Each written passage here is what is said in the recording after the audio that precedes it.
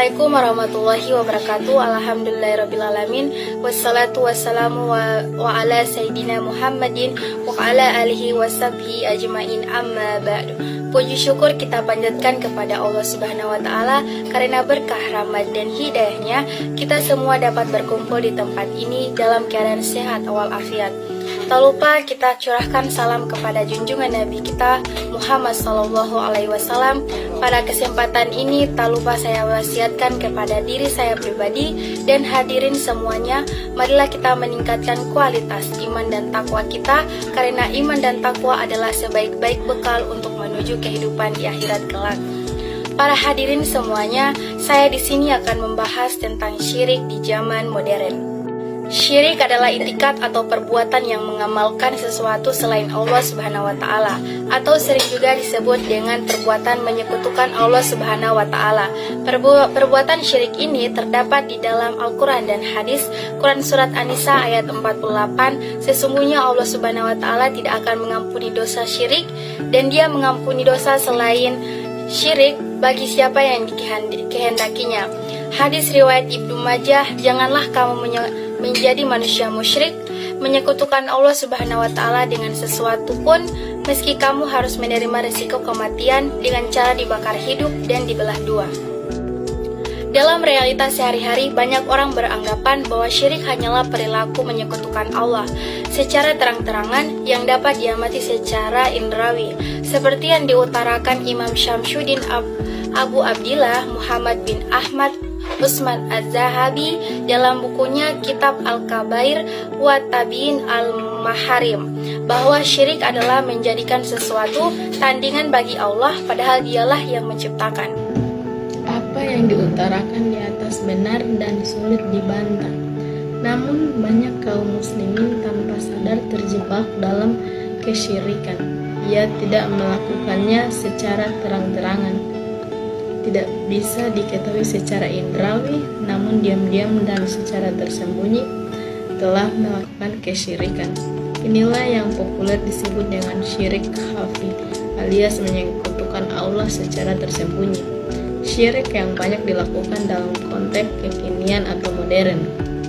Banyak contoh syirik modern yang dapat ditunjukkan, misalnya menganggap yang menyembuhkan penyakit adalah dokter, tabib, atau obat yang diminum. Tubuh tetap sehat dan bugar karena pola makan yang seimbang atau olahraga yang teratur. Jabatan yang diperoleh karena kepintaran, kedekatan, atau kepiawaian memanfaatkan bantuan orang lain. Panen melimpah karena keprofesionalnya mengolah tanah pertanian. Anak-anaknya pintar karena gizi yang diberikan memenuhi standar gizi yang ditentukan. Diakui, dewasa ini sulit kita temukan kaum muslimin yang melakukan pekerjaan syirik jali atau menyekutukan Allah secara terang-terangan. Artinya, selain mengakui akan eksistensi Allah, ia juga menyembah batu, pohon, bulan, nabi, malaikat, syekh, jin, syaitan, bintang, atau yang lainnya.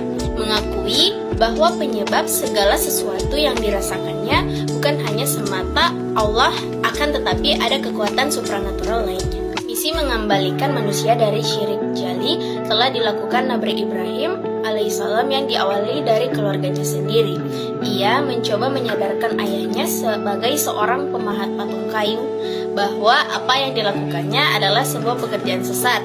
Namun sang ayah tetap ngotot dan malah mengusir buah hatinya itu dari rumah. Kejadian itu tidak membuat Ibrahim alaihissalam menyerah apalagi patah semangat.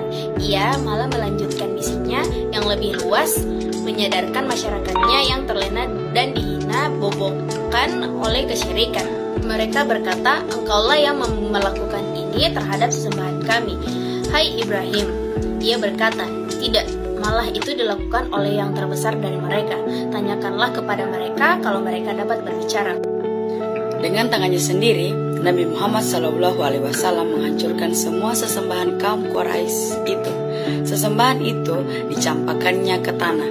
Ketika memandang gambar Ibrahim, ia berkata, mudah-mudahan Allah membinasakan mereka. Orang tua kita digambarkan mengundi dengan azlam. Apa hubungannya Ibrahim dengan Azlam?